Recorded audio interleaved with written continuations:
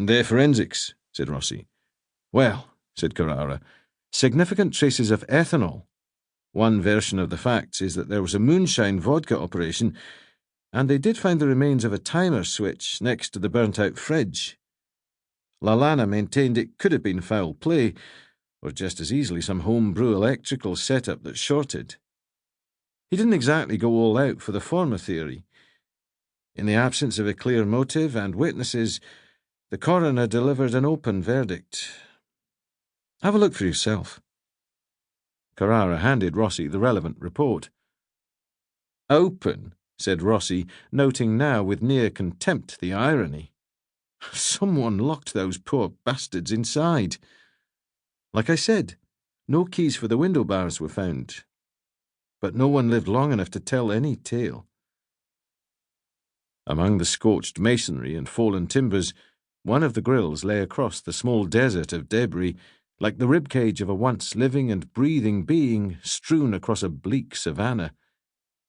"Any names?" said Rossi. "Just the one," said Carrara. "The tough nut, Ivan Yovoshenko. He was found in the communal bathroom and had dog tags from his conscription days. But for them, he would have been a zero like the rest. It seems he had at least tried to get out, got severely burnt in the process, and maybe finally sought refuge in the bathroom. He could have struck his head and collapsed. Judging from the amount of alcohol they found in his bloodstream, he had to have been blind drunk and wouldn't have realized just how hot the flames were. It was enough for him to survive as long as he did." "And nothing on the others?" "Nothing," said Carrara. "Well, they can forget checking dental records," said Rossi. "These guys could probably just about afford toothpaste." Carrara pulled out another sheet for Rossi. "Presumed missing persons in Rome and Lazio for the last 6 months, but no matches with this address. The word on the street is that they were 5 single men, probably illegals, but any more than that." "Sounds familiar," said Rossi.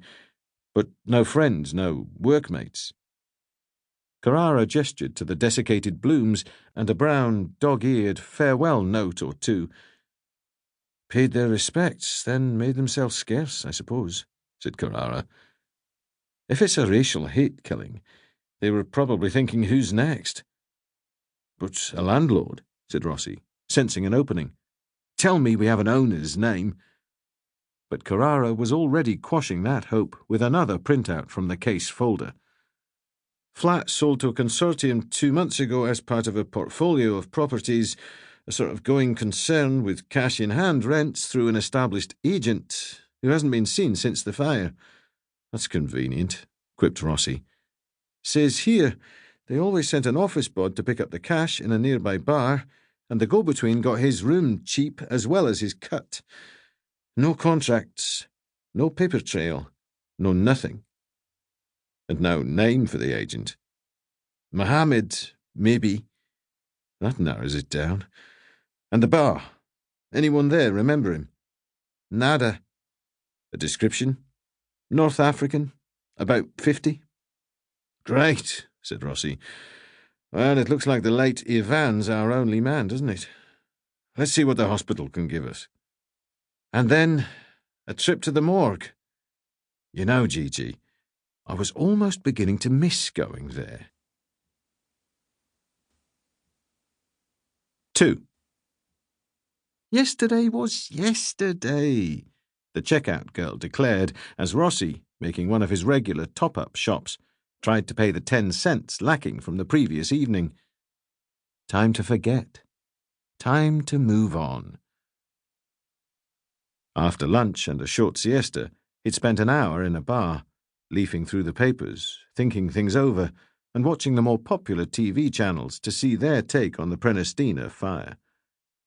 The mayor had shown up, looked contrite, made a bit of a speech. A local priest was more outspoken, calling it ethnic cleansing.